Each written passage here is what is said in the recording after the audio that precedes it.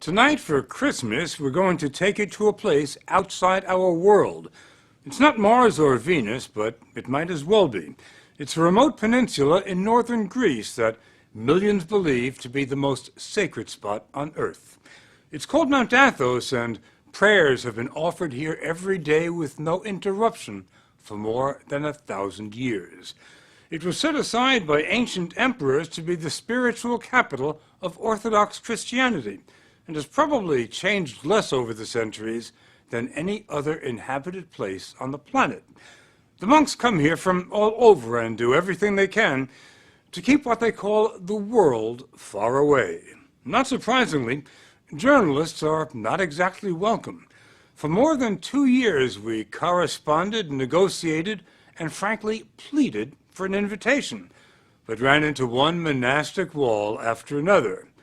Then, as we first told you last spring, much to our surprise and delight, the monks finally said, "Okay, come see who we are."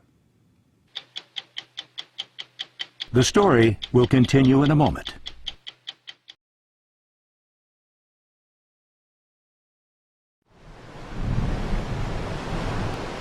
This Byzantine cross marks the border between Mount Athos and the 21st century.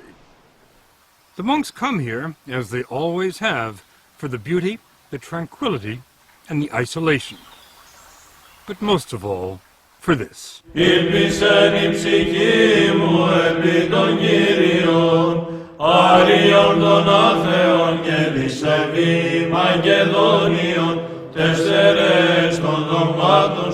Father Yakovos is one of the few Americans on the mountain. He's been here more than half his life.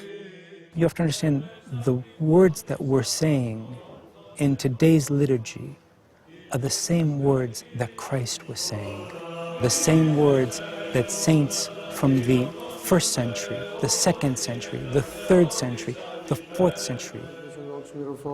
And nothing has changed in Orthodoxy since then. It's the only branch of Christianity that can make that claim. Father Eliseos is the abbot, the top man, at Simonos Petros, one of the 20 monasteries. It was Abbot Eliseos who invited us here, and never let us forget what a rare privilege it was. It happened once, in 1981. The last time you invited a television crew here was 1981. Correct. We weren't going to invite you, but your persistence convinced us to open the door.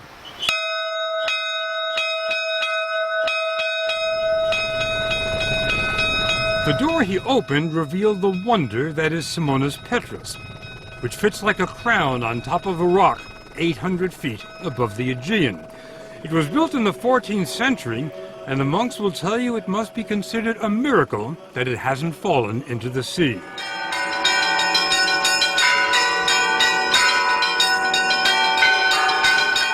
There are 20 monasteries on Mount Athos. Some look like medieval fortresses. Others are so large they resemble small cities. They rise from virgin forests and line the coast, shrouded in mist.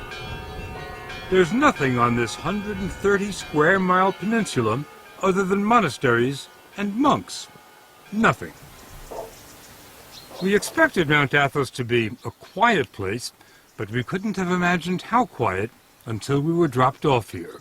The silence is only broken by the occasional tapping on a chiseled piece of chestnut. It's a call to prayer, and it started being used here before there were bells. Οι άνθρωποι που βρίσκονται εδώ έχουν ένα και μοναδικό σκοπό. The monks here have one goal, and that is how to get closer to God. Father Serapion wanted us to understand that there is no place on earth closer to heaven than Mount Athos. Μόνο πάνω από 1000 εκκλησίες κάθε μέρα κάνουν θεία λειτουργία. Every day, 1,000 divine liturgies are celebrated on the peninsula. Είναι μοναδικό. It's unique in the world and in the Orthodox Church. Exactly what makes it unique.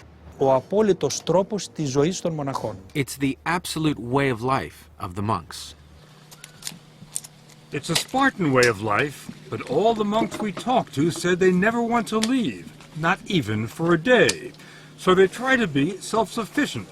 They grow their own fruits and vegetables, do their own tailoring, and when they get sick, there's an in-monastery doctor, Father Imolaos, who's not very busy because the monks are in excellent shape. There's remarkably little cancer, virtually no heart disease or Alzheimer's. They must be doing something right in addition to drinking wine at 9 in the morning.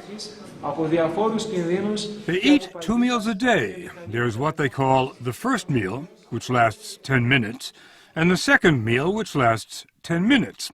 There's no meat and no dinner table conversation. The only sound, a monk reading from sacred texts. We were surprised by how busy the monks are. When they're not praying, they're working. Father Theodosius, born a Lutheran in Germany, is a mechanical wizard who has given the monastery continuous electricity and occasional hot water. Many Christians in the world, they are looking for the original church, for the ancient church. Do you think this is the closest to the original church? Yes. When you come to Orthodoxy, you will see it has everything you ever sought for. Father Averkios takes care of the ancient footpaths here. He clears the trails. We went with him on what was, for us, an exhausting hike on the hills above the monastery. It wasn't tough for him, though. He says that after decades of roaming the world, this is his path. I've been to many places. Tell me where. From Switzerland, of course, from Sweden, Finland, Spain, Portugal, Singapore, Australia, and Texas. Texas. How did you like Texas? I liked very much. I liked mostly the people. Now, with all the traveling you've done, how did you end up here? I was searching for a way of life. I can give all of myself to that. And I think the God of Jesus is above all the others: money, lifestyle, even family. The family at Simonas Petras consists of 54 monks from 8 countries. Father Yakovos came here 25 years ago from Winthrop, Massachusetts. This is about as beautiful as it gets. I think so. He took us on a tour of the monastery. It'd be tough enough to build a monastery on top of a rock today, but how did they do it in the 13th century? You know, that's something which even modern-day architects are amazed at. When the workers came and saw the site where St. Simon, the founder of our monastery, wanted to build, they looked at him and they said, "You're crazy." "Are you crazy?" Of course. So being crazy was not a bad thing. No, not at all. Now, back then, how did you get stuff up here? We have mules. It takes 15 minutes to walk through the monastery into the sunlight. Enough time to find out that Father Yakovos' journey to Mount Athos started at the age of 6, when his father showed him a picture. It was just so impressive. And I turned around and I said to him, "Dad, you know, I don't think that I'm going to be able to believe that somebody lives in that building until I step on those balconies myself." Destiny. It is a little bit too. From the age of 6. Yes. Father Yakovos doesn't follow what's going on in Winthrop or anywhere else today. There are no newspapers, no radio, no television on Mount Athos. There are a few telephones, and Father Yakovos got a call last year. His father was dying. Prior to his death, he was asking if I would go so I could see him one last time.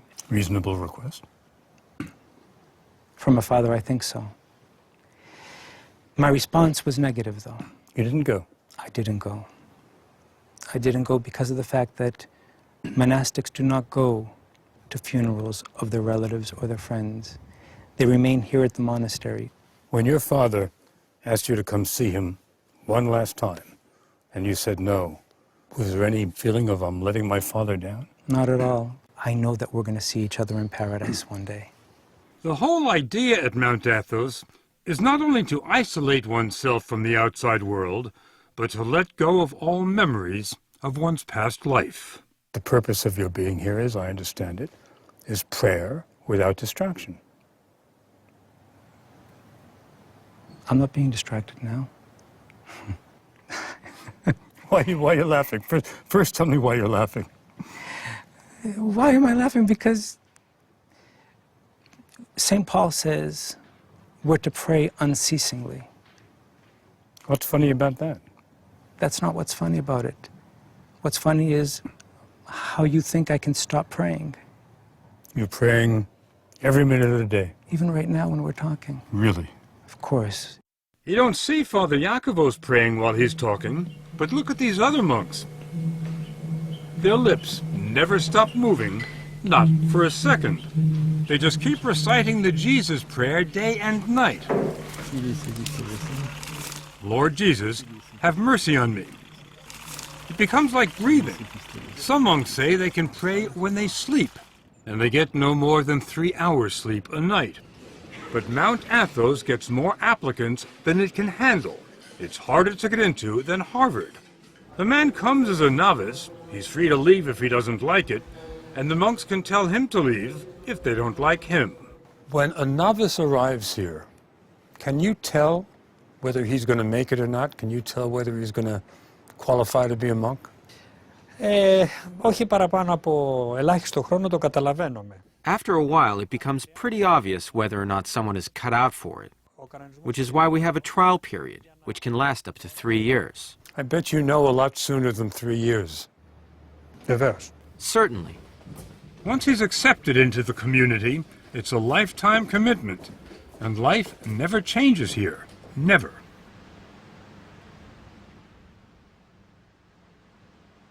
Every day at 3 in the morning,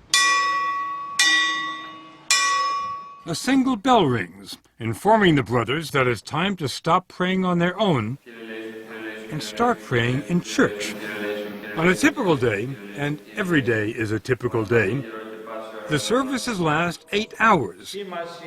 The monks say it's an 8-hour conversation with God, a dress rehearsal for eternity. And remember, this doesn't only happen on Sundays, it happens every day, 365 days a year. A monk never gets a day off. This is the Divine Liturgy, the life of Christ, celebrated by men whose only passion is to move closer to Christ every day. The depth of their devotion defies description. They didn't look like the same monks we had met in the gardens and the workshops. They were utterly transformed, with a concentration so profound they were immune from distraction. There were occasional flashes of ecstasy. This old monk could have risen out of a Rembrandt. Βούλον μεουν προσεύχεστε τους άνδρας εν παντή τόπο.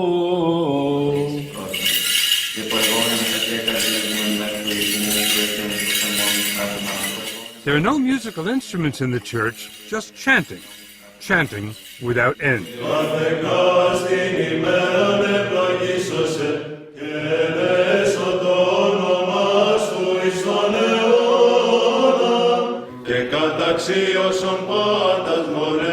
Many of the voices, the basses in particular, could have made it at the Met.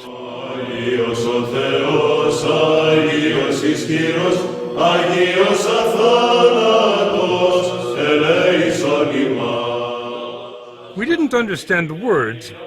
We didn't really have to. This phrase we knew.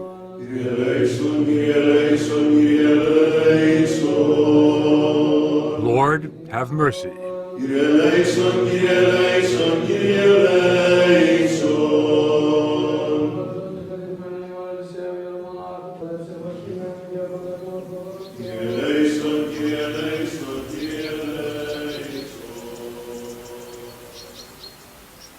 The most miraculous thing about Mount Athos, when we return. The most miraculous thing about Mount Athos may simply be the fact that it's still there. Over the centuries, it's been invaded by crusaders, Ottomans, mercenaries, pirates, and Franks. The Nazis had their eyes on it too. The 2,000 monks attribute their survival, not surprisingly, to divine intervention. But they've also been pretty crafty. Some of the measures they've taken will surprise you. If you'd like to come for a visit, though, it can be arranged, but it's not easy. First, you'll need a visa issued by the monks, and unless you're an Orthodox pilgrim, it can take a while. Next, you'll fly to Athens, and Make your way to a scruffy little town in northern Greece where there's no airport and where the roads are dicey. Then you'll hop on a ferry, unless the trip has been canceled because of rough seas. That happens all the time. But on a calm day, it can be a very pleasant ride. The story will continue in a moment.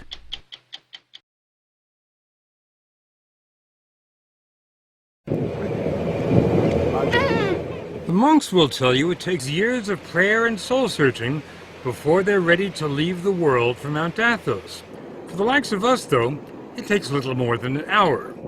It was the beginning of Lent when we took these pictures, and the ferry was packed with pilgrims from all over the Orthodox Christian world. Greeks, Bulgarians, Serbs, Romanians, Russians. It wasn't long before the first monasteries came into view, and we thought we were sailing to Byzantium, to a fantasy land of castles and palaces.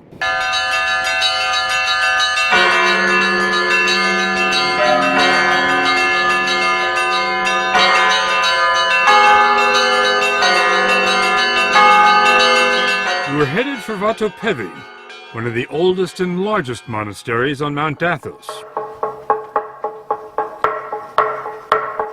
It had the feel of a medieval city. Holiness seemed to seep from the very stones, from the frescoes on the 10th century church, from the marble font for holy water. But then there was the monastery's secular-looking centerpiece. There's nothing remarkable about the clock tower at the Vatopedi Monastery, except for one thing. Check out the time.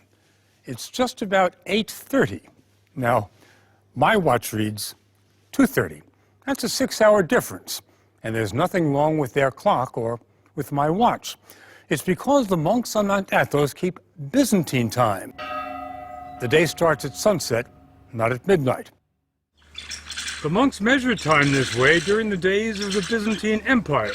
That's the Christian empire that followed the fall of Rome, and that's the flag they still fly here. How long ago did the Byzantine Empire fall? 1453. 1453. That's a well-known fact. Well, it wasn't to us, but to Father Serapion, 1453 is the day before yesterday. This peninsula is the only place in the world that still keeps Byzantine time. Κρατάει αυτή την ορολογία. It has maintained this time for some 550 years. It was harvest time when we arrived, and dozens of monks were hard at work in the olive groves on the hills overlooking the monastery. That's where we ran into Father Nicandros from Melbourne, Australia. This place looks like a summer resort, like a holiday resort, like a retreat, but it's not. It's an arena. It's an arena? Yes. What do you mean? The unseen warfare. Unseen warfare? That's right. What does that mean? We fight against the angels of the dark side, you see, of the demon, of the devil, Satan. The battle against Satan and the dark side is waged here every day. The spiritual leader at Vatopedi is Abbot Ephrem. Here, the life of Christ is experienced in a genuine way, and this doesn't happen in many other places in the world. What I'm talking about is the art of salvation. It just so happened that while we were there, the monks celebrated an elaborate 7-hour vigil, and the church was packed with pilgrims. It's held once a year to honor the archangels Gabriel and Michael. According to the Bible, Gabriel and Michael led the army of angels that expelled Satan from heaven.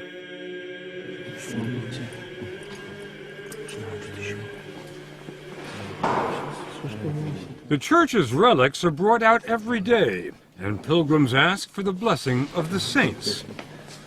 The most sacred relic on the entire peninsula is in this case, fabric said to be part of a garment worn by the Virgin Mary. The irony is that while the Mother of God is revered here, no other woman is permitted to even set foot on Mount Athos. It's been like that for 1,000 years. The reason, according to Orthodox doctrine, is that Christ gave the peninsula to his mother, and all other women have been excluded so as to fully honor the Virgin Mary. It's also been said that in the days before the ban, when women did come here, the monks became distracted and couldn't devote themselves entirely to prayer.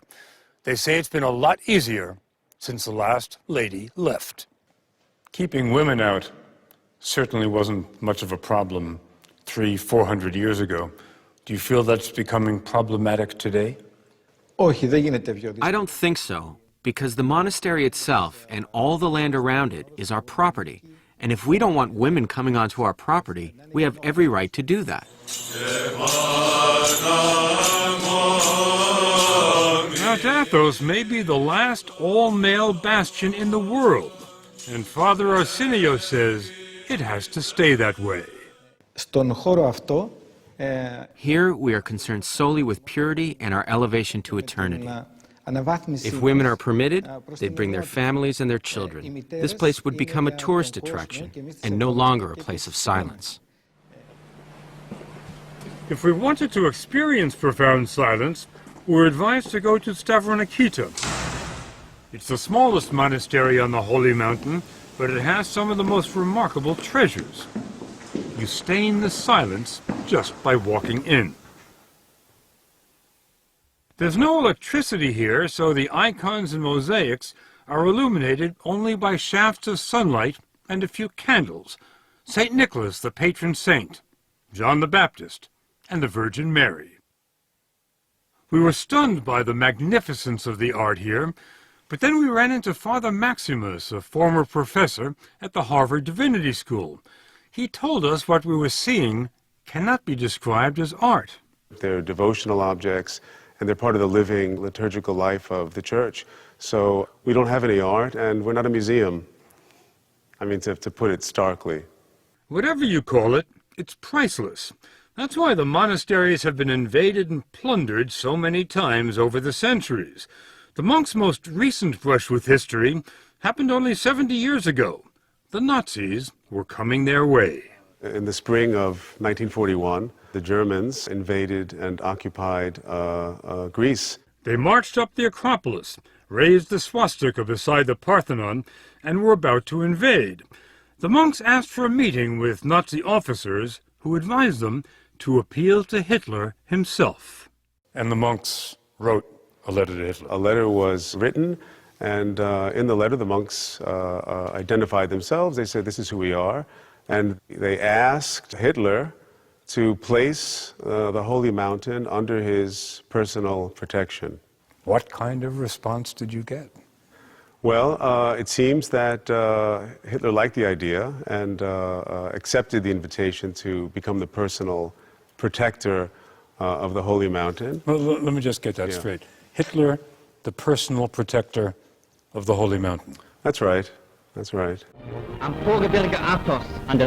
Hitler did send a team of German academics to Mount Athos. They took 1,800 pictures of the mountain's treasures, and it wasn't because they enjoyed photography. Hitler wanted the monastery's riches in Berlin. The professors were sent as an advance team to catalog the treasures of the Holy Mountain so that a selection of things could be made to be removed. Didn't happen, did it? No, it didn't. Not a single thing was taken. Father Maximus believes they have the Russians to thank for that by the time the Nazi scholars completed their work, Hitler was bogged down in Russia and wasn't thinking about icons. That Nazi period has been largely forgotten here. To the monks, it was just one more blip on the road, and a small one at that. Today, Vatopedi is the most popular destination on the mountain. It hosts 35,000 pilgrims a year and offers more than spiritual sustenance. The monks have their own fishing boats, and the catch is pretty good. The fish are served fresher than in any Greek restaurant. The refectory dates from the 12th century, and since the 12th century, the food here has been free. Vatopedi has been supported by rich benefactors, emperors, princes, kings, and today, partially by pilgrims with deep pockets who commission icons in the making. But the ancient treasures? Not a chance. They can't even see them. They're under lock and key. It's not a new security system, but it works. Normally, it takes more than one monk to unlock the door, because no one monk is allowed to have all 4 keys at the same time.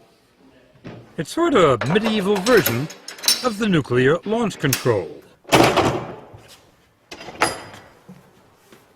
Do you keep those keys in your pocket, Father? Try not to. Father Matthew from Fond du Lac, Wisconsin, was given the abbot's blessing to let us into the inner sanctum. Once inside, there was still another hidden door. Behind the curtain, We walked into the world of Byzantium. It was hard to imagine that everything here was at least 600 years old, because the brilliance had not faded. There are almost 4,000 icons stored in this monastery alone. Wow. The highlight, a 14th century icon of Christ. Every monk will tell you the sole purpose of life on Mount Athos is to get closer to Christ every day. And they say total union with Christ is only possible when they leave this world. Πρώτο πράγμα που κάνει ένας μοναχός είναι να αγαπήσει το θάνατο. The first thing a monk does is embrace and love death. Embrace and love death. Γιατί ο θάνατος... Because death is the ticket to the other life. Without a ticket, you can't travel. Where do you get the ticket? Εδώ, στη ζωή αυτή. In this life, that's what we do each day. We prepare for death, Για το ταξίδι μας προς τον ουρανό. and we are joyful about our journey to heaven. Father Matthew offered to take us to the transit point between this world and heaven. When a monk dies, he's buried until there's nothing left but bones. Then he's brought to where every monk who's ever lived here ends up, the ossuary. Any idea how many skulls there are here? thousands. I'm not sure how many thousands. Any idea how far they go back? The ones here would be to the 16th century. When you look at the ossuary, what comes to mind? Mostly I see that this is where I'm going to be. I always like to say these are my future roommates. There was nowhere for us to go from there. So we headed back to the mainland. The monks invited us to come back any time. And if we do, or if our grandsons or great-grandsons do, after 10 days here, this much we believe. Mount Athos will not have changed at all.